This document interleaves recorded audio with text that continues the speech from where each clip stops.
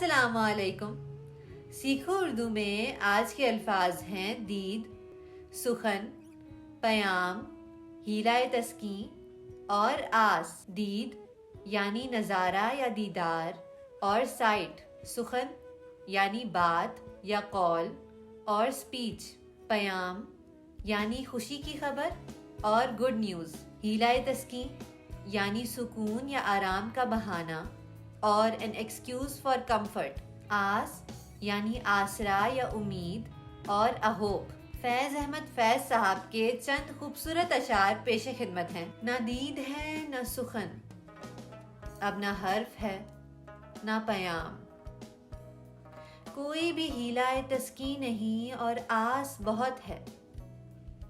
امید یار، نظر کا مزاج، درد کا رنگ، تم آج کچھ بھی نہ پوچھو کہ دل اداس بہت ہے.